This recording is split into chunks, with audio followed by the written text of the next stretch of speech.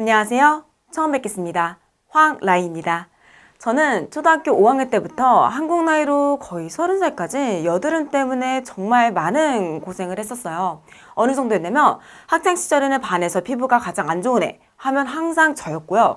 그리고 대학생 때는 지루성 피부염까지 생기게 되면서 온 얼굴이 다 여드름이었고 심지어 턱 밑, 목, 가슴까지 염증이 다 번지면서 이런 기본적인 사회생활이 불가능할 정도로 피부가 정말 많이 나빠지게 됩니다.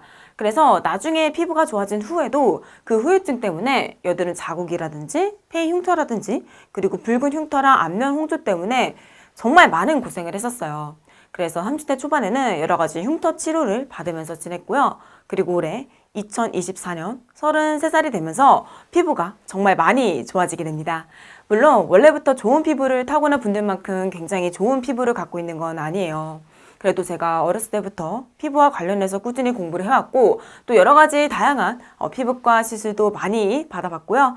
그리고 제가 홈케어랑 건강관리를 정말 열심히 하고 있기 때문에 그 누구보다 피부와 관련해서 나누고 싶은 이야기가 정말 많습니다. 그래서 제 평소 일상생활을 보여드리는 브이로그와 함께 주로 스킨케어나 건강관리 쪽으로 영상을 만들어 보고 싶어서 이렇게 에이핏에 이어 두 번째로 제 이름을 담은 유튜브 채널을 새롭게 오픈하게 됐습니다. 그래서 오늘은 첫 영상으로 피부가 좋아지려면 꼭 알아야 하는 것들을 크게 4가지 주제로 나눠서 한번 이야기해 보려고 합니다. 그럼 바로 시작해 볼게요. 먼저 저는 다양한 기능성 성분들을 피부에 바르는 걸 정말 좋아합니다. 대표적으로 식약처에서 고시한 기능성 화장품 원료인 레티놀, 그리고 순수 비타민C나 비타민C 유도체, 아하, 바하, 알부틴, 나야신 아마이드 등등 정말 다양한 것들을 현재 꾸준히 바르고 있어요. 그런데 제가 가장 중요하다고 생각하는 기초 제품은 사실 기능성 화장품이 아니라 보습 제품입니다. 그래서 보습 크림을 제 모든 스킨케어 단계에서 가장 중요한 단계로 보거든요. 왜냐면 피부가 항상 촉촉한 상태가 유지만 돼도 우리가 갖고 있는 많은 피부 고민들이 정말 많이 좋아질 수 있거든요. 왜냐면 우리 피부는 건조해지기 시작하면 각질층 사이사이가 벌어지게 되면서 피부가 거칠거칠해지고 각질이 막 일어나고 또 피부는 이 건조함을 해결해 보겠다고 피지 분비를 엄청 폭발시키게 됩니다. 그럼 화이트헤드랑 블랙헤드가 심해지고 여기저기 여드름이 생기겠죠. 거기다가 이 무너진 각질층 사이로 각종 세균과 박테리아가 침투하기 쉬워집니다. 그럼 우리 피부는 이걸 방어하기 위해 염증을 발생시키게 돼요.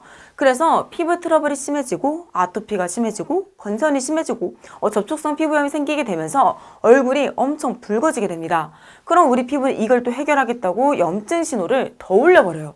그럼 피부 속에 있는 콜라겐이나 엘라스틴 같은 섬유들을 분해하는 효소가 막 활성화되면서 콜라겐과 엘라스틴이 파괴되기 시작합니다. 그래서 피부가 건조해질수록 주름이 쉽게 생기고 피부 탄력이 굉장히 떨어지게 돼요. 그러니까 정리하자면 우리가 갖고 있는 거의 모든 피부 문제의 원인은 사실 피부가 건조하기 때문입니다. 그런데 이 피부 건조를 해결할 수 있는 가장 간단하고 쉬운 방법이 있죠. 바로 보습제를 피부에 바르는 거예요. 그래서 저는 피부가 좀 민감해졌을 때는 오히려 기능성 화장품들이 피부에 굉장히 무리가 될 수 있기 때문에 딱 재생 앰플이랑 보습크림 이 2가지만 바릅니다. 왜냐면 이 2가지만 발라도 정말 충분하고요. 피부 입장에서도 이게 훨씬 편하고 좋거든요. 아니 피부에 막 염증이 생겼는데 거기다가 레티놀, 비타민C 이런 것들을 바르면 어떻게 되겠어요? 따갑고 염증이 더 심해지고 피부 장벽이 무너지겠죠. 그래서 내가 지금 피부 상태가 너무 안 좋다면 제발 이것저것 바르려고 하지 마시고 딱 재생 앰플이랑 보습크림 이 2가지만 발라주세요. 왜냐면 이게 피부가 가장 빨리 좋아지는 지름길이거든요. 그래서 다음 영상에서는 제가 정말 피부에 큰 도움을 받았던 보습크림 3가지를 추천드리면서 피부에 어떤 도움을 받았고 어떤 피부에 추천하는지 한번 자세하게 설명드릴게요. 그리고 2번째는 피부 상태가 너무 안 좋다면 화장품이나 식이요법이나 한약이나 보조제품이나 민간요법 제발 이런 것들로 해결하려고 하지 마시고 얼른 피부과부터 가세요. 물론 피부과를 간다는 게 굉장히 무섭다는 거 저도 알아요. 돈이 얼마가 나올지도 모르겠고 이 상담실장님의 여러 가지 시술 권유도 너무 부담스럽고 무엇보다 과거에 큰 마음을 먹고 돈을 좀 투자해서 시술 몇 가지를 받았을 때 뭔가 기대했던 만큼 피부가 크게 좋아지지 않아서 피부과를 불신하는 분들이 굉장히 많다는 거 너무나도 잘 알고 있습니다.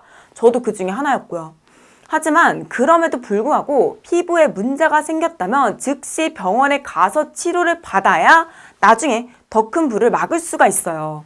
그래서 저는 예를 들어서 최근에 화장품 하나를 새롭게 바꿨었는데 이게 제 피부에 잘 안 맞았는지 피부가 막 빨갛게 뒤집어지면서 난리가 난 거예요. 그래서 저는 그때 동네 피부과에 바로 달려가서 제가 지금 화장품 하나를 잘못 써서 피부에 문제가 생겼는데 이걸 좀 빨리 가라앉히고 싶어요. 그럼 보통 의사 선생님께서 소염제랑 항생제를 처방해 주시면서 재생관리를 같이 권유하거든요. 그럼 저는 재생관리는 다음에 기회가 되면 받겠습니다 하고 딱 약이랑 연고만 처방받아서 나옵니다. 그래서 그때 연고 바르면서 약을 한 이틀 정도 복용했고 대신 집에서 홈케어를 직접 재생관리를 했더니 정말 피부가 이틀 만에 다 가라앉았고요. 그때 처방비랑 약까지 다 해서 10,000원 조금 넘게밖에 안 들었습니다. 그런데 제가 어렸을 때는 피부에 문제가 생기면 거의 항상 집에서 혼자 해결해 보겠다고 이것저것 해보다가 피부 상태가 더 심각해졌던 적이 한두 번이 아니었습니다. 그래서 제가 그때 안면홍조가 생기기 시작했고요. 얼굴에 흉터도 많이 생겼었는데 문제가 이 흉터 치료가 그 어떤 치료보다 돈이 가장 많이 들고 시간도 가장 오래 걸립니다. 그리고 안면홍조가 좋아지는데도 정말 많은 인내심이 필요하더라고요. 그래서 피부에 문제가 생겼을 때는 초기에 빨리 잡는 게 가장 돈이 안 들고 가장 효과가 좋고 후유증도 거의 남지 않습니다. 그래서 저는 여드름이 한두 개 났을 때는 당연히 집에서 관리하는 걸로 끝내지만 가끔 살면서 1년에 한두 번 정도 피부가 엄청 뒤집어질 때가 있잖아요. 그럴 때는 바로 동네 피부과에 가서 약이랑 연고만 처방받고 조금 상태가 심각할 때는 손품을 팔아서 LDN 같은 재생관리를 정말 저렴하게 패키지로 진행하는 피부과들이 강남에 진짜 많아요. 거기서 따로 관리만 받으면서 홈케어를 병행합니다. 그럼 큰 돈을 들이지 않고 피부를 빨리 회복시킬 수 있을 뿐만 아니라 가장 중요한 얼굴에 흉이 남잖아요. 그리고 제가 개인적으로 효과를 크게 봤던 피부과 시술들은 한번 날 잡고 정리해서 영상 올릴게요. 그리고 세 번째로는 피부에 도움이 되는 영양제나 건강기능식품들을 꾸준히 챙겨 먹는 겁니다. 그런데 사실 피부에만 딱 좋은 영양제, 건강에만 딱 도움되는 영양제 이런 건 사실 없거든요.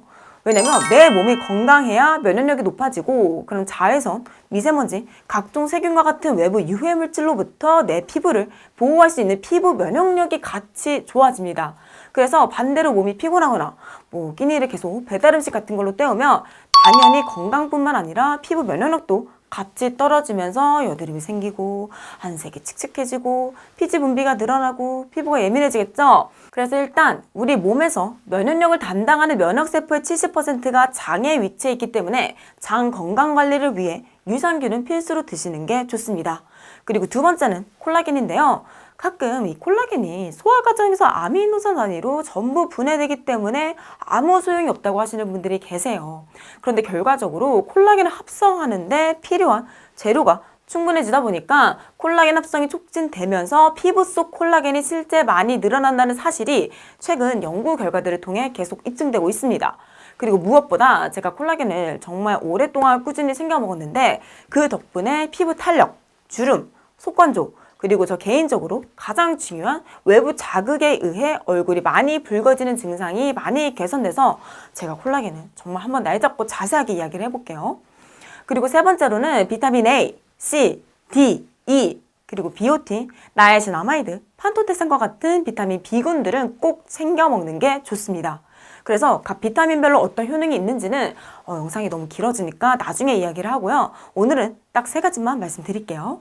저는 워낙 심한 지성 피부였기 때문에 피지선을 줄이기 위한 목적으로 비타민 A 유도체인 이소트레티노인이라는 중증 여드름 치료제를 오랜 기간 복용했어요. 그래서 지금 거의 중성 피부가 됐고 현재 이 피부를 계속 유지하기 위해서 비타민 A를 고용량으로 먹고 있습니다. 그리고 비타민 C는 콜라겐 합성을 촉진하고 기미나 잡티나 피부톤을 어둡게 만드는 멜라닌 색소 증가를 억제하기 때문에 피부톤을 좀 밝게 유지하고 싶다면 비타민 C는 고용량으로 챙겨 먹는 게 좋습니다. 그리고 나머지 필수 비타민들도 꼭 챙겨 먹는 이유가 피부 세포를 건강하게 유지하고 손상된 피부를 회복하는데 필수 비타민들의 역할이 정말 중요하거든요. 그런데 종류가 너무 많죠. 그래서 보통 종합 비타민 하나로 챙겨 드시면 되고 저 같은 경우에는 종합 비타민도 먹고 여러 가지 피부 영양제들도 같이 챙겨 먹다 보니까 이런 필수 비타민들은 자연스럽게 다 고용량으로 챙겨 먹게 되더라고요. 그래서 나중에 제가 어떤 제품들을 챙겨 먹고 왜 이 제품을 먹는지 그리고 가장 중요한 어떤 도움을 받았는지 한번 자세하게 알려드리도록 하겠습니다. 그리고 마지막 네 번째로는 홈케어 중에서 가장 효과가 빠르게 나타나고 또 투자 비용 대비 효과가 가장 크게 나타나는 관리 방법은 팩입니다. 그래서 저는 크게 시트팩이나 겔마스크 같은 마스크팩, 그리고 스킨팩, 모델링팩, 클레이팩 이 네 가지를 가장 자주 합니다. 그래서 일단 클레이팩 같은 경우에는 피지 관리를 위해 주 3회 정도 꾸준히 하고 있어요.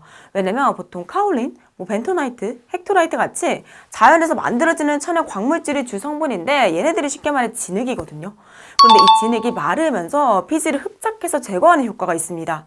그리고 저는 클레이팩을 할 때 몇 가지 꿀팁이 있어서 화이트헤드나 블랙헤드 고민이 거의 없어요. 그래서 조만간 제가 클레이팩을 평소에 어떻게 하는지 한번 보여드릴게요. 그리고 두 번째로는 모델링팩인데 이 모델링팩이 진짜 제 피부 구원템입니다. 왜냐면 피부 진정에는 진짜 모델링팩만 하는 게 없고요. 또 피지랑 노폐물 제거 효과도 정말 탁월하고요. 그리고 기능성 제품을 바른 후에 모델링팩을 해주면 피부에 팩이 쫙 밀폐되면서 팩과 피부 사이가 진공 상태가 돼요. 그래서 화장품 속에 들어있는 유효 성분의 흡수를 많이 높여줍니다. 그래서 제가 좀 특별하게 관리하고 싶은 날에는 항상 모델링팩을 해줘요. 그래서 제가 조만간 몇 가지 제품들을 추천하면서 모델링팩에 대해 꼭 자세하게 설명드릴게요. 그리고 세 번째로 스킨팩 같은 경우에는 제가 운동을 좀 꾸준히 하는 편입니다.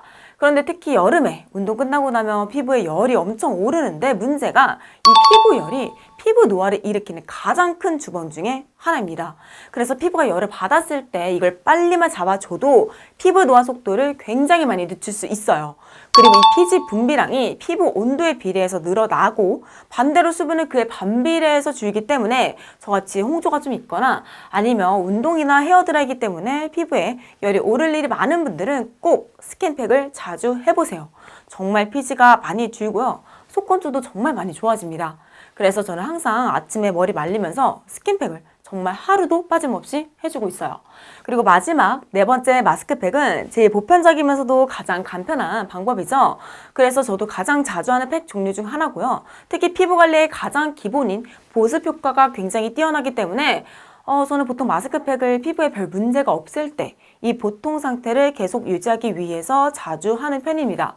그럼 이 좋은 피부 컨디션이 조금 더 오랫동안 지속되거든요. 그래서 마스크팩은 유지관리 개념으로 자주 사용하고 있고요. 제가 좋아하는 제품들은 조만간 한번 쫙 정리해서 올려드릴게요. 그래서 정리하자면 클레이팩으로 피지 관리를 하고 매일 스킨팩으로 피부 열을 낮춰주고 피부에 문제가 생기거나 좀 특별하게 관리하는 날에는 모델링팩을 해주고 피부 컨디션이 나쁘지 않을 때는 이 상태를 오래 유지하기 위해서 마스크팩을 합니다. 그리고 이렇게 피부 컨디션에 맞게 팩 관리만 꾸준히 잘 해줘도 웬만한 피부 고민들은 굳이 피부과나 피부 관리실을 가지 않아도 다 해결이 되더라고요. 그래서 이렇게 오늘 크게 네 가지 주제로 나눠서 피부가 좋아지는 방법에 대해 이야기를 해봤는데요. 디테일한 부분들은 앞으로 영상을 꾸준히 올리면서 더 자세하게 이야기를 해볼게요. 많은 기대 부탁드리고요. 도움이 되셨다면 구독과 알람 설정 부탁드립니다. 그럼 저는 다음에 더 피부에 유익한 영상으로 돌아오도록 하겠습니다. 감사합니다.